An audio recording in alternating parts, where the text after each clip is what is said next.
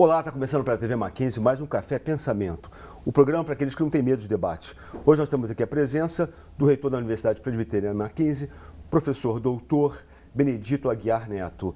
Professor, muito obrigado por ter aceito aqui o nosso convite. Hoje nós vamos discutir com o professor a questão da universidade hoje e também o seu futuro. Professor, o senhor como reitor de uma universidade como Mackenzie, que já é uma universidade tradicional, como é que o senhor vê a universidade hoje como um todo, seja no Brasil, seja no mundo? Bom, a universidade desempenha um papel fundamental. Aliás, sempre na história da humanidade, a universidade desempenhou um papel fundamental na formação de recursos humanos, na geração de conhecimento, na difusão desse conhecimento, no incentivo à aplicação desse conhecimento. Mais do que nunca, a universidade continua com esse papel e os desafios quanto ao exercício desse papel são cada vez mais maiores. A Universidade Presbiteriana Mackenzie tem uma responsabilidade muito grande nesse contexto. É uma universidade pioneira em muitos aspectos, como todos nós sabemos. É uma universidade secular, não é? Onde teve a sua origem em 1870, ou seja, no início de um processo de mudança da educação no nosso país. Você tem uma ideia, professor Paulo Roberto? Naquela época nós tínhamos 80% de analfabetos no nosso país. A universidade, mais do que hoje, embora hoje ainda seja assim, naquela época a universidade era restrita a uma elite muito pequena, era a elite da elite. E ali naquele momento se iniciava um grande projeto educacional no país a partir da iniciativa de um casal de missionários que iniciaram naquele momento, na sua casa, na sala de estar da sua casa, uma escolinha que viria depois da origem à escola americana, depois ao Mackenzie College, em 1896, e depois, em seguida, a Universidade Presbiteriana Mackenzie, que no próximo ano comemora seus 60 anos. Professor, a Universidade Mackenzie, ela tem a sua pós-graduação, que na realidade ela vai surgir principalmente a partir lá do meados do ano 90, dos anos 90, que ela começa a se organizar. Exato. E hoje uma das preocupações da nossa universidade é com a melhoria da pós-graduação, principalmente no que se refere ao estrito sensu. Como é que o senhor vê esse desenvolvimento da pós-graduação aqui em nossa universidade, que nós sabemos que cada vez mais o país precisa de pesquisadores em diversas áreas. Como é que o senhor tem olhado para a pós-graduação aqui no Mackenzie? A pós-graduação é uma das atividades da nossa universidade, das mais importantes. Aliás, uma universidade hoje só pode ser, aliás, uma instituição de ensino só pode ser considerada uma universidade se ela tiver pesquisa, se ela tiver programas de pós-graduação. A nossa universidade, ela entrou, diríamos, se nós considerarmos toda a história de desenvolvimento da pós-graduação no Brasil, que também é recente. Estamos comemorando este ano 60 anos de CAPES, e que se confunde com 60 anos da pós-graduação, poderíamos dizer assim. Porque antes da CAPES as iniciativas eram ainda muito incipientes. Então nós temos 60 anos. Nós entramos, a Universidade Mackenzie, não obstante ser uma universidade pioneira, nesse aspecto entrou um pouco tarde. Então de fato, nós temos uma pós-graduação que tem 10 anos, poderíamos dizer. E poderíamos dizer que nesses 10 anos evoluímos num diferencial muito grande no que diz respeito ao conjunto de universidades. Eu desconheço qualquer outra universidade no país que tenha tido uma evolução na pós-graduação maior ou semelhante à Universidade Presbiteriana Mackenzie. As notas que a universidade tem recebido na pós-graduação são boas, né? Muito boas. São programas novos, a grande maioria deles, não é? Mas já iniciando com um diferencial muito grande dentro do contexto da pós-graduação. Nós temos hoje 10 programas de pós-graduação, estrito sensu. Dentre estes 10 programas, 7 doutorados. O que nos coloca num patamar de excelência no país que nos orgulha bastante. E nós, nesse programa, por exemplo, o programa de letras, né, do Centro de Ciências de Comunicação e Letras, é um programa que nota 5 na CAPES, com grandes possibilidades. Na próxima avaliação, temos uma nota 6, o programa de administração também, bem avaliado pela CAPES, com possibilidade de termos nota 6. E o nosso objetivo, o que nós esperamos para a pós-graduação na Universidade Mackenzie, nos próximos 10 anos, é que nós possamos ter 2 programas com conceito 7. Tomara, né, professor? 4 programas com conceito 6 e nenhum outro com abaixo de conceito 5. Eu creio que... É só para explicar para os nossos telespectadores a importância dessas notas, né, na CAPES, que é o órgão que regula, de certo modo, fiscaliza as pós-graduação, que isso dá um selo de qualidade para os programas, né? E nesse aspecto, a Universidade Presbiteriana Mackenzie tem muita preocupação com isso, né, professor? Exatamente. Também dando uma explicação para os nossos ouvintes, nossos telespectadores, a respeito do que significam essas notas. Porque 7, o que significa 7? Normalmente nós professores, utilizamos uma escala que vai de 0 a 10. A CAPES não. Utiliza... Lá em casa, por exemplo, mas peraí, 7? Porque não é 10. Porque não é 10. Não, o 7 é a nota máxima. A nota máxima equivaleria ao que nós comumente chamamos de 10. Então, atingir nota 7 é uma nota máxima. Por exemplo, na área de arquitetura, não há nenhum programa no país com nota 7. Nós queremos avançar, é um dos programas, arquitetura e urbanismo, que nós temos na nossa universidade, que tem um potencial enorme de crescimento. É um programa muito bem avaliado, que nós pretendamos que cheguemos tão logo as notas máximas estabelecidas pela CAPES. Então a nota 7 é uma nota que caracteriza o programa de pós-graduação em estrito senso como sendo de nível internacional.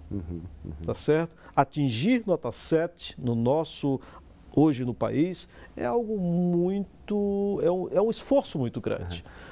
Professor, outro dia fizemos um programa com a professora Helena Bonito, que tem coordenado a parte da editora Presbiteriana Mackenzie. Certo. Qual é a importância das publicações para a universidade? Tendo em vista que também é uma política recente, não só nossa aqui na universidade, mas também como no país, né? Nós temos pouquíssimas, por assim dizer, editoras universitárias, quero dizer, pouquíssimas no sentido de serem editoras fortes. Como é que o senhor vê essa questão da editora universitária para, digamos assim, espalhar a informação e a formação do que está sendo produzido no interior da universidade? Olha, nós temos um veículo de divulgação da nossa produção científica por deveras importante. A produção científica em si é um dos elementos fundamentais e, vamos dizer assim, um dos mais importantes avaliados pela CAPES. Ou seja, para nós atingirmos cada um desses patamares, esses conceitos estabelecidos pela CAPES, né? Nós precisamos atingir determinado nível de produção científica. Ou seja, a avaliação da CAPES, ela não se restringe apenas à produção científica, naturalmente, mas a produção científica, eu diria que é o elemento, a componente, a variável mais importante no processo.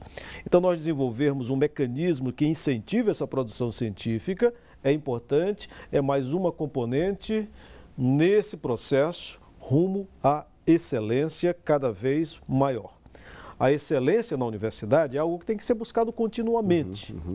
E ela se apresenta muito através da sua produção científica. Claro. Tá? Então, nós medimos a excelência da universidade através dos conceitos que os nossos cursos tiram, sejam na graduação, seja na pós-graduação, a produção científica do seu corpo docente, seu corpo discente. Então, ao criarmos a Coordenadoria de Publicações Acadêmicas, nós tínhamos como meta incentivar e criar mecanismos para que os nossos professores pudessem produzir mais, tivessem maiores condições. Então, nós estamos lançando, editando agora, inicialmente, as nossas revistas acadêmicas. Nós temos algumas revistas... que nós passamos um período sem ser publicadas, digamos assim, em papel, né? Em papel, estávamos publicando apenas eletronicamente, não é? Online, elas continuarão sendo disponibilizadas eletronicamente.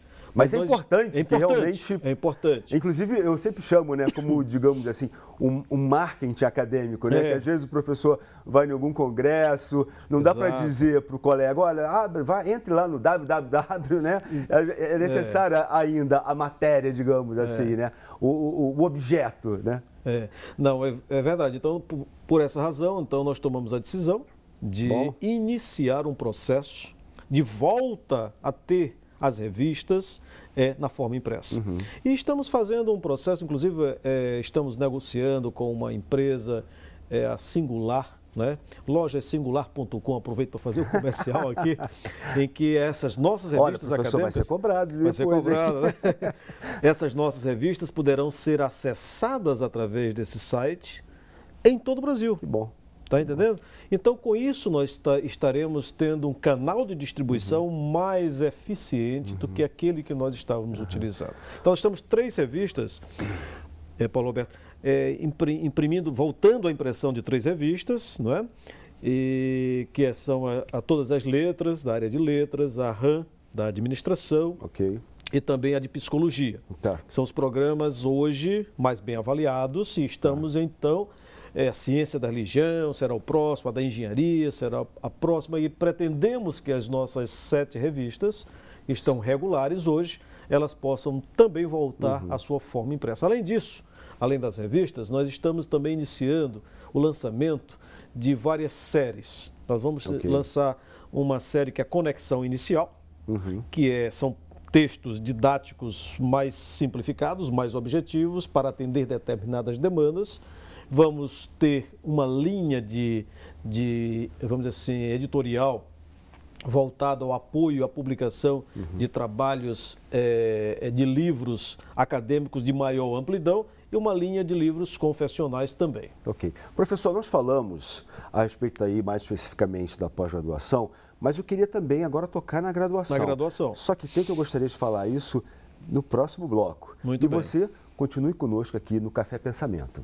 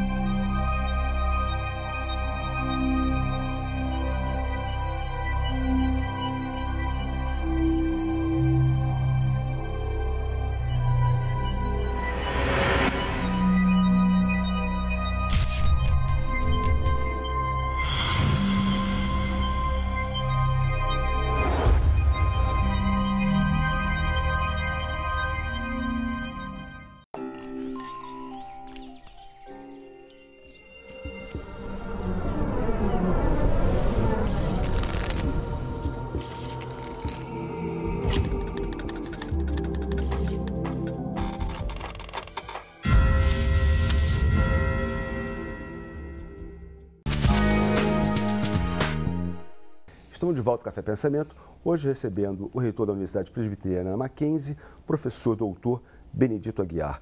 Professor, no bloco anterior nós falamos sobre a questão da pós-graduação aqui da nossa universidade e terminamos falando sobre a graduação, perguntando sobre a graduação. Como é que está sendo estruturada a graduação aqui em nossa universidade? Como é que o senhor pensa a graduação, tendo em vista que é fundamental a graduação no sentido de formação de uma massa crítica para a sociedade? Como é que o senhor vê isso? Como é que o senhor vê a formação aqui no Mackenzie? Nós temos cursos de graduação aqui, nós temos 27 cursos de graduação no Mackenzie distribuídos em 9 áreas, poderíamos dizer, grandes áreas do conhecimento. Nós temos um leque de oportunidades para que o jovem possa ingressar na universidade, realizar os seus sonhos profissionais, do exercício profissional no futuro, em várias áreas. Mas em todas essas áreas, nós temos algumas metas, algumas políticas que são comuns e que devem ser buscadas, independente de qualquer que seja. Se é um curso de letras, se é um curso de administração, se é um curso de teologia, se é um curso de engenharia. Ou seja, nós estamos buscando a excelência acadêmica. O que significaria essa excelência acadêmica? A excelência acadêmica estaria ligada à busca e implementação de novas metodologias de ensino em sala de aula, uma maior mobilização e capacitação do nosso professor num processo contínuo de capacitação e atualização de conhecimentos, a internacionalização dos nossos cursos, seja dando oportunidades ao nosso professor de interagir com outras universidades, seja visitando aquelas universidades ou trazendo professores daquelas universidades para desenvolverem atividades conjuntas aqui conosco e, sobretudo, dando oportunidades aos nossos alunos de participarem de intercâmbio científico internacional. E, nesse sentido, nós enviamos, por exemplo, estamos enviando, que ainda temos alguma leva de alunos que ainda estarão saindo esse ano, ao fim desse ano, mas nós estamos... alunos foram para o exterior, cerca de 210 alunos foram participar de algum intercâmbio internacional entre os 47 países com os quais nós temos convênio. E nós queremos mais. Se nós enviamos cerca de 200 alunos, 210 alunos esse ano, nós queremos enviar mais alunos no próximo ano, dando oportunidade aos nossos alunos de que possam ter essa experiência lá fora. Essa experiência lá fora é fundamental. Claro. Nesse mundo globalizado, trazer a experiência de uma universidade americana, uma universidade latino-americana ou de uma universidade europeia para compartilhar com os demais colegas em sala de aula, no convívio diário, na comunidade universitária é fundamental.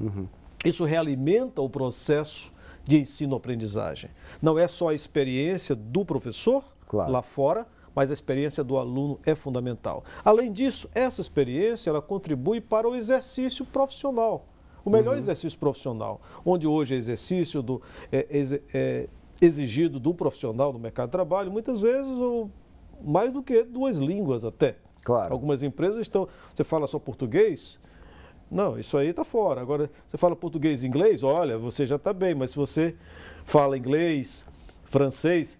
E mandarim, quem sabe? Então, isso daqui a alguns dias está sendo exigido. Então, é essa possibilidade. Por sinal, em mandarim, nós enviamos 4 alunos para a China esse ano.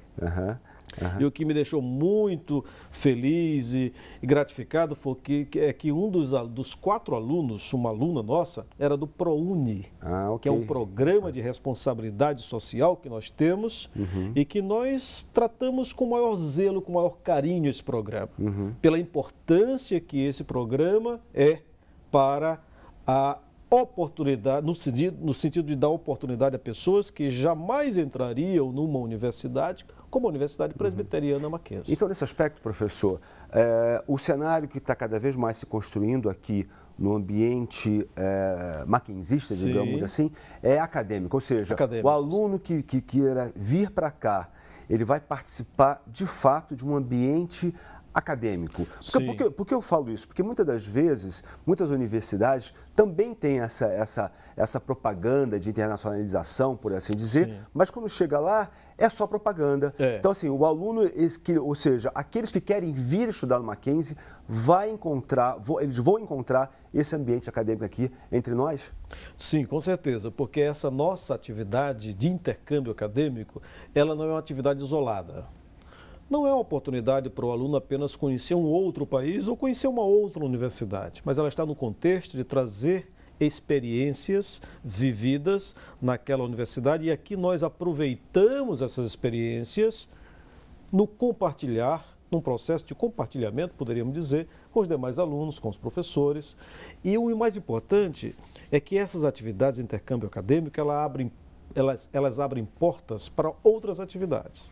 Ou seja, ao ir um aluno nosso num determinado programa, para um determinado país, para uma determinada universidade, né, são criadas oportunidades de projetos de pesquisa que serão desenvolvidos não necessariamente por aquele aluno, mas pelo professor que orienta aquele aluno, por outros colegas que terão a oportunidade de utilizarem aquela porta aberta por aquela interlocução que foi, então, obtida através dessa atividade. Então, nosso processo de internacionalização está dentro de um contexto de melhoria da qualidade de ensino em busca da excelência acadêmica.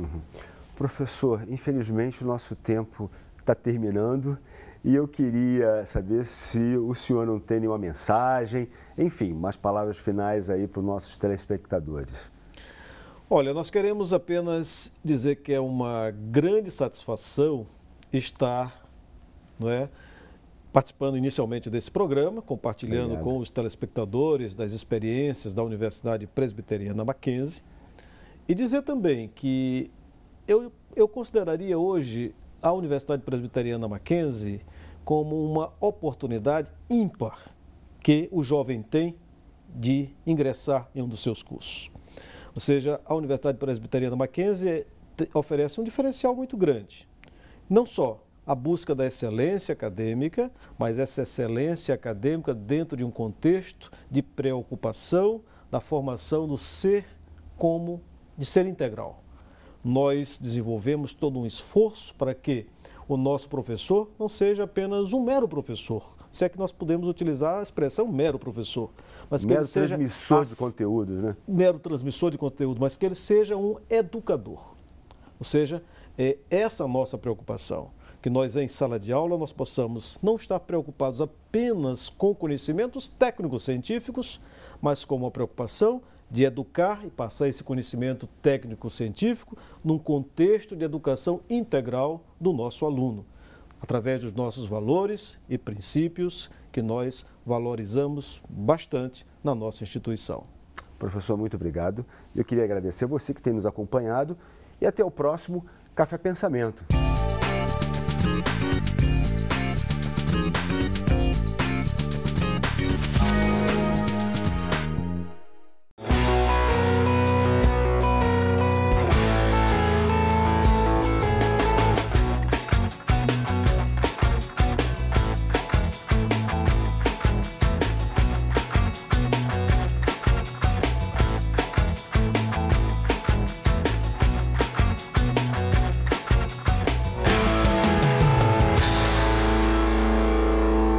Independência todo mundo quer, mas na hora de sair de casa bate aquela indecisão.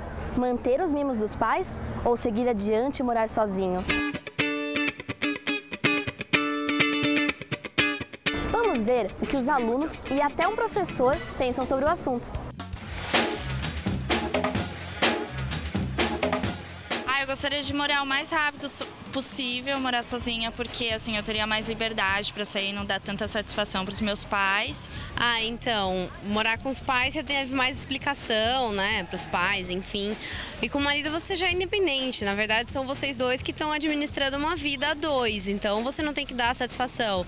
O que muda é, você paga sua conta, você faz suas compras, então você amadurece muito, muito, muito mesmo. No meu caso, que a gente até brinca na faculdade, na aula, eu tenho, meu pai me traz de manhã para a aula aqui, ele me dá uma carona, eu tenho almoço, jantar, quando eu chego em casa, roupa lavada, as coisas básicas de pai e mãe, né? Eu acho que morar sozinho você tem mais liberdade, né? Mas com os pais a vantagem é ter mais conforto, tal. Você tem o seu almocinho na mesa todo dia lá, tudo pronto, é bem mais confortável, né? Tudo que você hoje tem de mão beijada, você tem que correr atrás. Então, tem os prós e os contras, assim, acho que morar sozinho é muito bom, você amadurece, mas morar com os pais é bem mais cômodo, né? É bem melhor, assim. Isso depende muito de cada um, né? Vai depender da vivência, das expectativas, da vida que o pessoal tem em casa. Mas, em média, acho que uns 25, 30 anos é uma boa idade para sair de casa. E acho que casando é a melhor saída. já sua própria comida, lavar sua roupa, cozinhar. A maior dificuldade é me sustentar sozinha, até por isso não é possível fazer isso agora. E a maior vantagem é eu ter minha liberdade todos os dias. E no começo eu esqueci de pagar a conta e eu já fiquei vários meses sem energia em casa, esqueci de comprar coisa e na hora de fazer o almoço não tinha não sei o que, entendeu? Galera, essa é uma das etapas mais desafiadoras da vida. Sair ou não de casa não é uma decisão que deve ser tomada precocemente. Morar sozinho exige muitas escolhas e responsabilidades. Mas também não é para ter medo, né? Até mais!